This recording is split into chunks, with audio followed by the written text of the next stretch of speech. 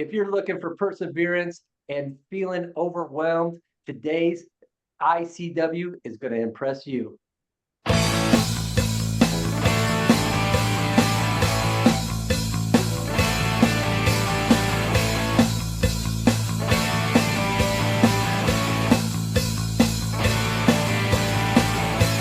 ICW today, we have with us the inspiring Sir Darren Jacklin. If you don't know who he is, I highly recommend checking him out, as his story is truly inspiring, I think is the word that I would select for this. You can read all about it on his website, darrenjacklin.com, by the way. He's been able to come from the lowest of lows in life, quite literally, to achieving major success and helping millions of others in hundreds of countries change their lives through various businesses and philanthropy work also. So who better to have here as a guest to discuss mindset, energy, and enhancing others than Sir Darren Jacklin. How are you? I'm grateful to be here. Thank you so much for allowing me to contribute and make more of a difference and a ripple of impact in people's lives. Really touched to be here. Yeah, and it was really something, you know, I first came across you through Jason, which I think you've met Jason in person earlier this year, and reading up on you and your story, it really was inspiring, really touching. There was a lot of things that I could identify with also. So keeping on track with the whole mindset kind of thing, the first question that I wanted to ask you was, you know, how does one come from where you came from, and, you know, in such a low point in your life? What sparked you to create, you know, maybe that one decision that changed everything, whether that be reading a book or an event or attending some kind of program, which I think it was in your case, if I'm not mistaken. You know, how does that happen? What's the catalyst which takes you from being in that really low, dark place to taking one step towards the light? Yeah, great question. You know, when the student is ready, the teachers appear in one's life. And for me, you know, here I was depressed, a lot of anxiety, a lot of stress. I had no direction. I had no focus in my life when I was younger, a lot of childhood trauma that I was dealing with, and a lot of uncertainty and a lot of fear. And so I did multiple suicide attempts because I had very challenging mental health. And on my final attempt, by driving, you know, 85 miles an hour, 140 kilometers an hour towards the telephone pole that I attempted multiple times, I got so scared that I decided to turn myself in to a 24-hour crisis line for suicide prevention. And when I went there, I got counseling over a period of time, and then was introduced to a Toastmasters International organization. And I remember walking into Toastmasters, which is this world's largest public speaking leadership organization, totally terrified, totally out of my comfort zone, like really weird, socially awkward. And I had people in that Toastmasters group believe more in me than I believed in myself. They saw potential, which was a blind spot for me in my life. And they planted seeds of hope and possibility and opportunity for me. And that was the turning point, a major turning point in my life. And I wouldn't be here for today if it wasn't for Toastmasters and Dale Carnegie training and landmark education. I'm very grateful for. But it's, you know, it's at those moments when, you know, we're at our ends, when it could be with a relationship, a job, or career, it could be on finances or with children, then all of a sudden we're like, oh my gosh, because what I've learned about being a human being and you know, being around millions of other people around the world is that in life, we're either coming from a problem, we're in a problem, or we're heading towards a problem. Just look at life. Just look at your life over the last 7 days. Were you coming from a problem, or are you in a problem, or are you heading towards a problem? You're either coming in or heading towards it. And so what I realize is that human beings, all we are is a network of conversations. And what I'm really about today in my life through my journey is about authenticity and vulnerability and transparency.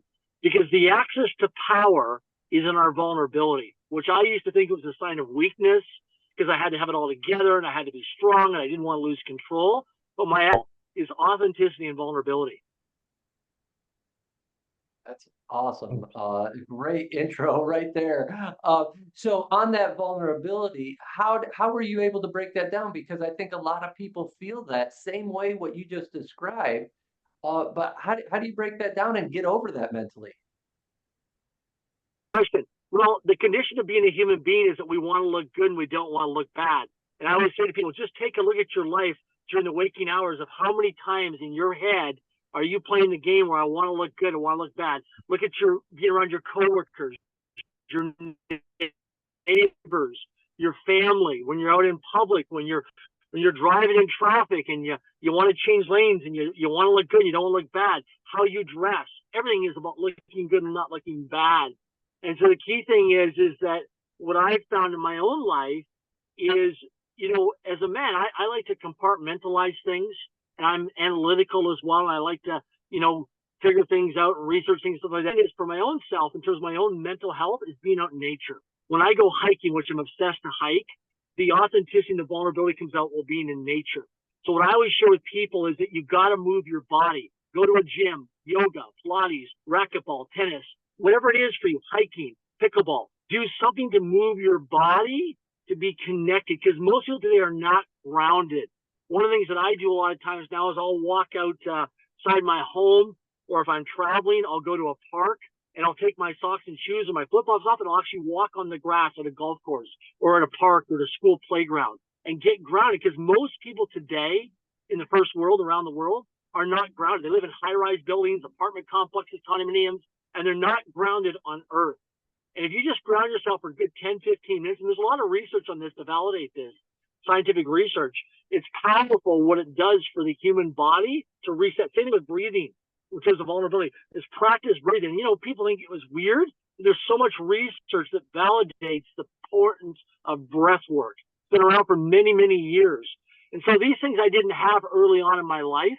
I wasn't exposed to this stuff, but now I'm, 52 years of age, and I've had some adversities and failures and challenges in my life. I've been on that roller coaster of life, right? And just riding that roller coaster. And now I realize I got some practical tools that work for me, because, I'm playing a really big game in the world, in business and philanthropy, to really serve a mass amount of people. And so with playing these big games in the world, there's benefits and there's drawbacks. I'm going to get hugged. I'm going to get slugged. I'm going to get kissed. I'm going to get kicked.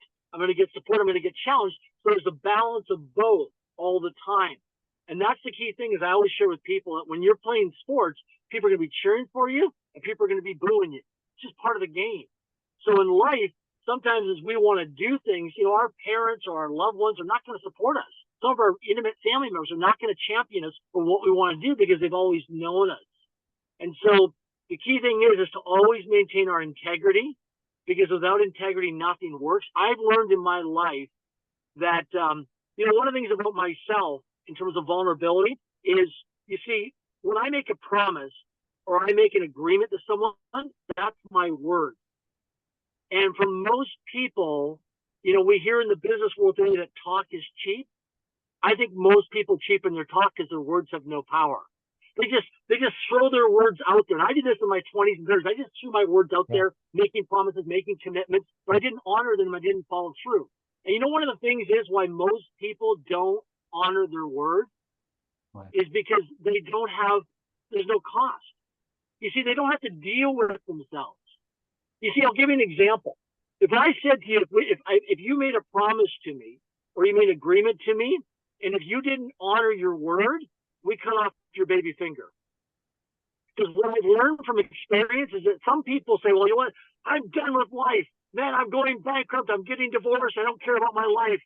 Well, yeah, you may not care about your life because there was a point in my life where I was done. I was in so much pain, so much trauma, that I just wanted to kill myself, because it was easier to end my life through suicide than to deal with the childhood trauma I felt and was experiencing. So I didn't care. I had no value on my life. But the other thing I do have a value on is my limbs.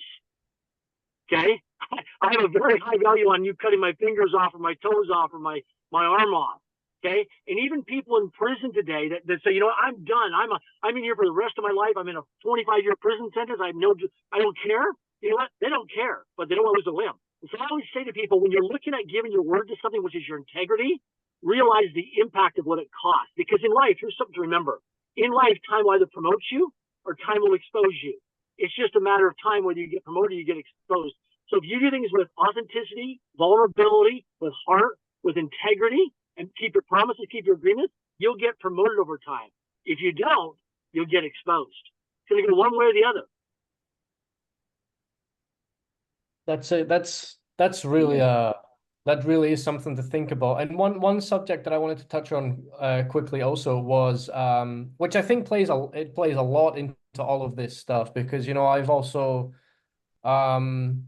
not at the same level, but being able to pull myself out of dark places and try and move forward. And I know that contribution plays a lot of it into me for me. Physical exercise, like you said, also is, me and Jason talk about this all the time. The first thing that I'll do if I'm feeling down is go for a walk, take the dog out for a walk, whatever it is, just get the body moving. And I wanted to touch on energy. So obviously you're full of it and you're bringing it today here on this call, which is awesome. I know that you haven't always been like that, obviously. I mean, if you were at such a low point in your life, it was a completely different person than who we're talking with today, kind of thing, on an energy. So how does the energy that you have, how do you maintain that? And I wanted to ask how that affects others in your life, because obviously it helps yourself, it helps us when we have more of it. And how does it affect others? Yeah, great question.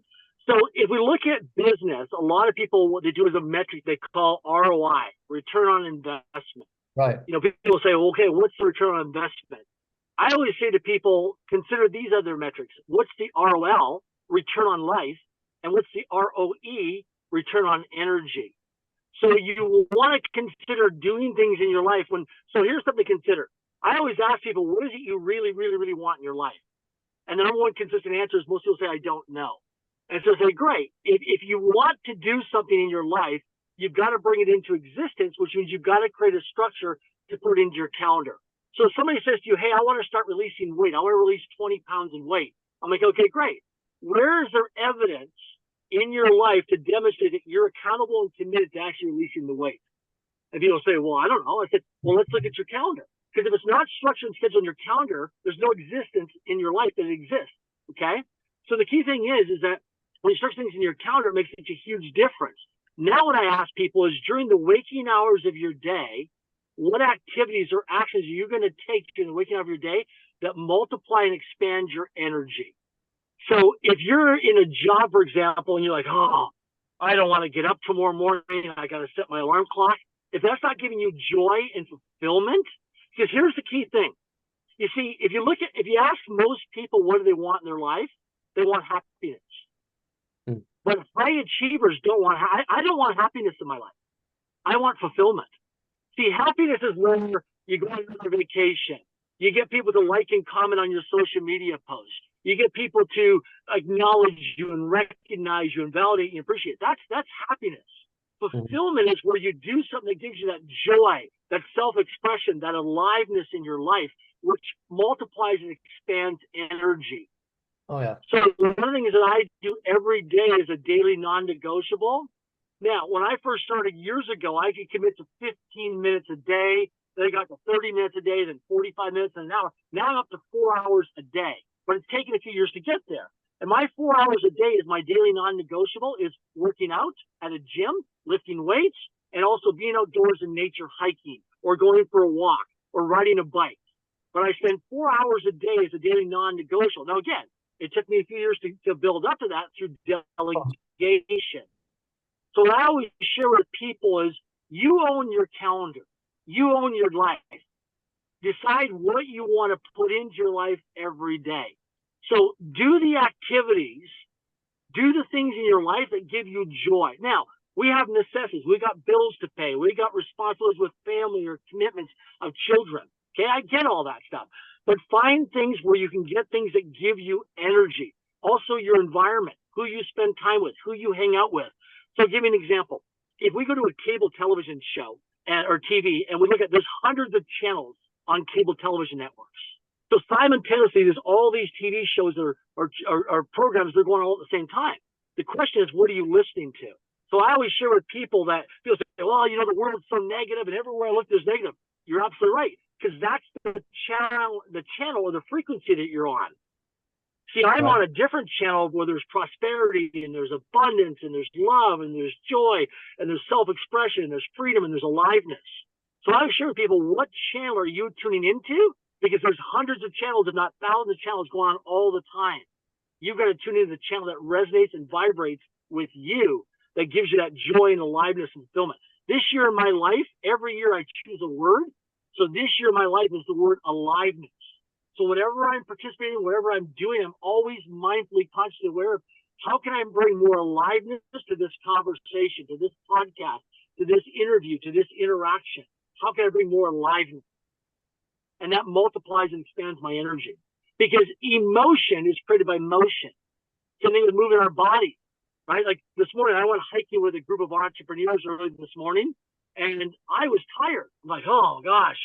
But once I got out there, breathing the fresh air, got on the hiking trail, man, I was so energized by just being out there. So it's committing to our commitments, even when we don't even feel like it. And the key thing is, one of the ways that I've also learned to expand my energy is committing to my commitments. Here's the key thing. When we make a promise to ourselves to do chores or do things around the household or run errands, and we don't follow through and do complete work by honoring our agreements, we diminish our power. Okay? For example, I was with somebody the other day and they said to me, you know, Darren, I'm quite skeptical and I don't trust people. You know why you're skeptical, you don't trust people?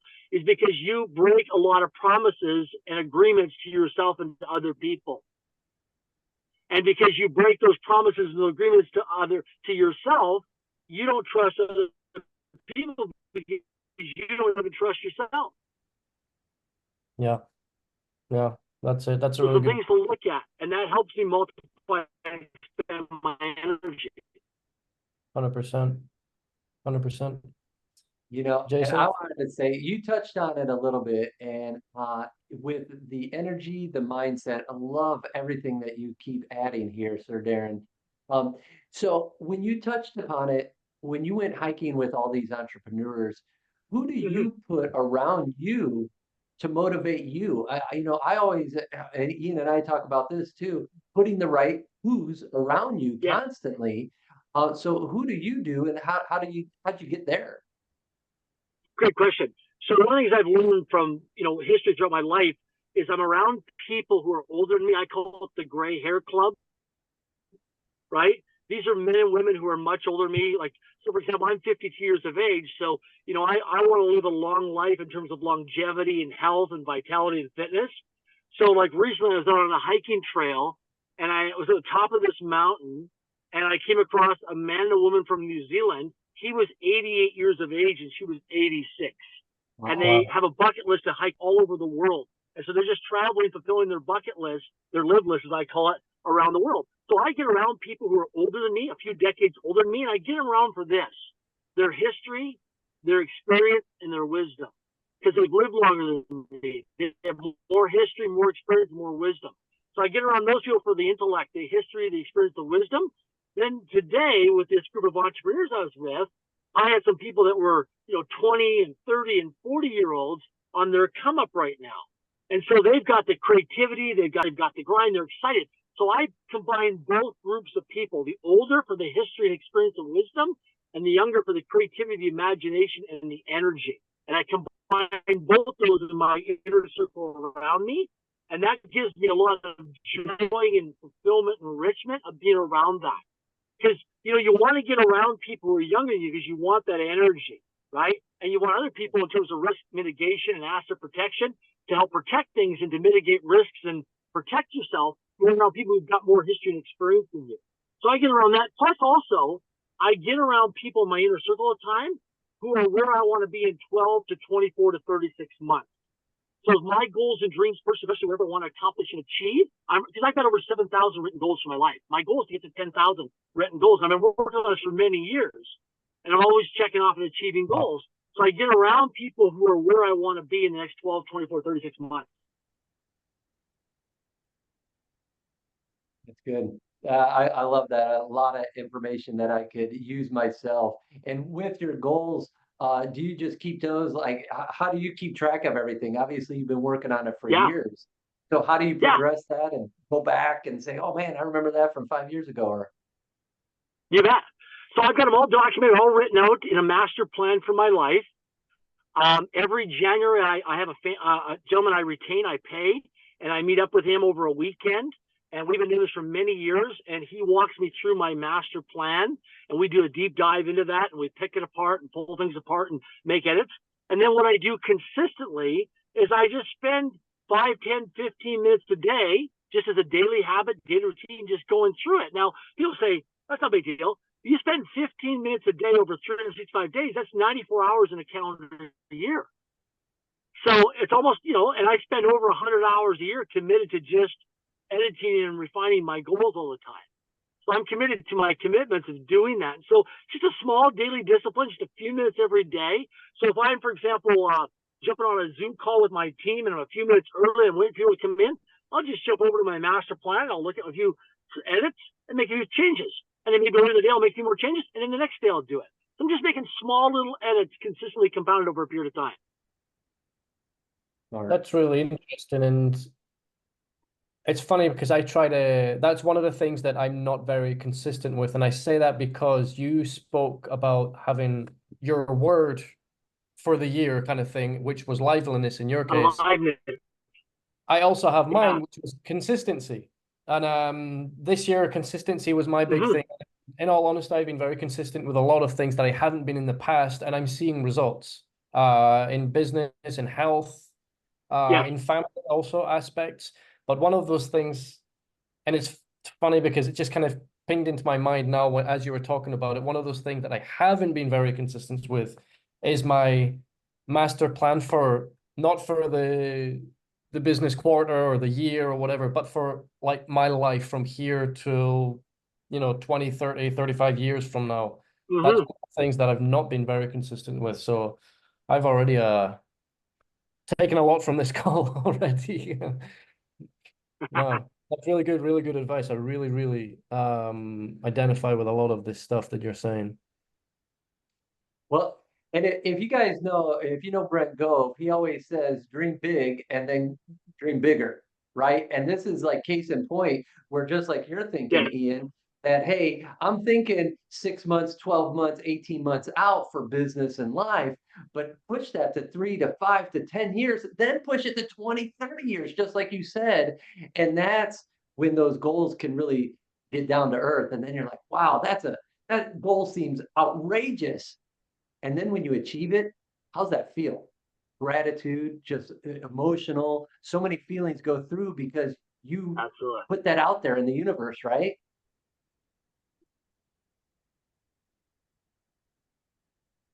Yeah, so powerful. For a lot of people, they focus on their self, right? I just got to take care of myself. And I did that for a period of my life. And then people have a family or they have a relationship, so they start to focus on their relationship or their family. And then if they become successful or have some wins, they'll focus on their neighborhood or their community. And then if they have some really big wins, they'll focus on their nation or their country. And then you can have astronomical goals that you focus on the planet, global goals.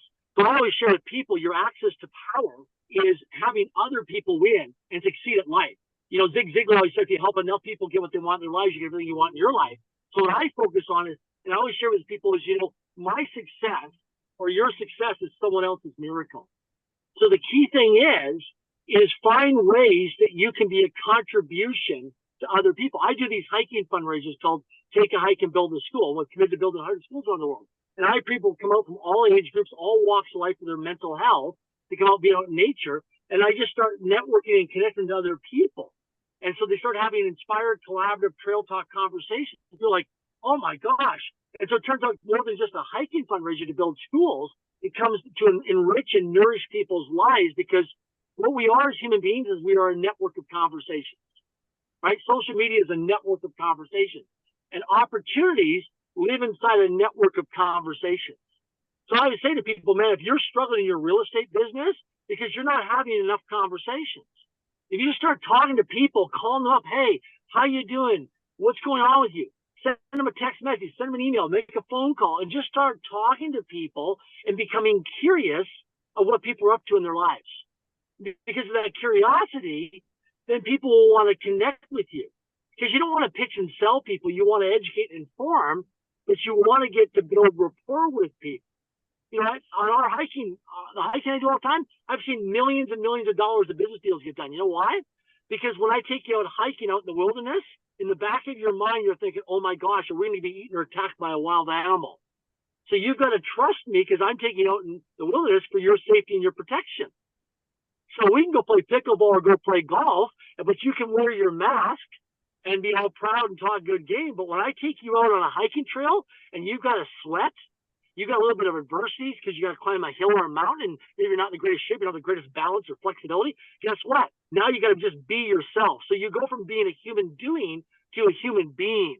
And that's the authenticity, the vulnerability, and that's attractive to other people. And that's where you build rapport, have deep, meaningful connections.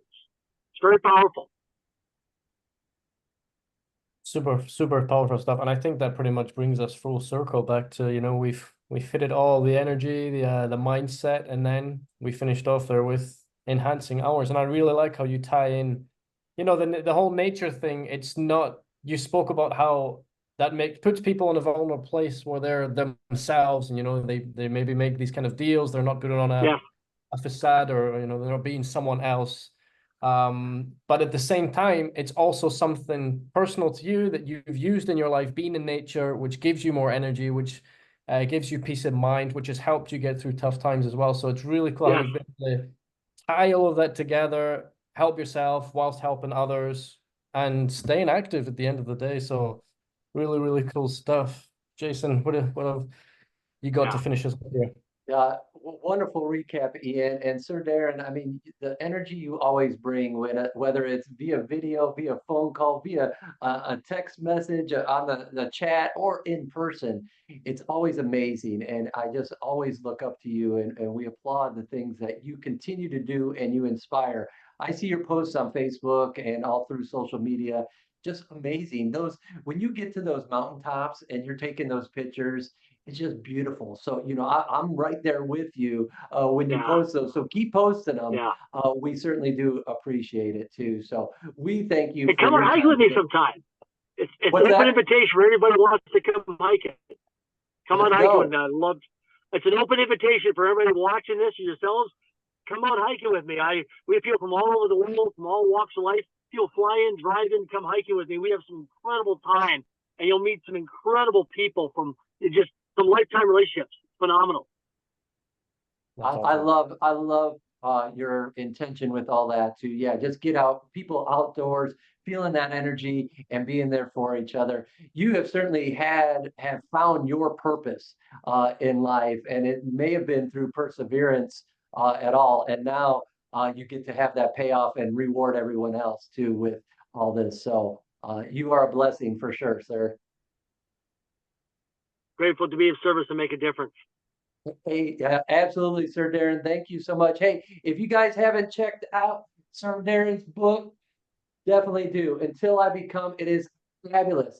What a wonderful read. More insight about great thinking, just being persevered and making your way through everything you can. Check that out. Darren, thank you again. And Ian, always great to have you on board, my friend. So thank you. You guys, love to see you again. Come join us.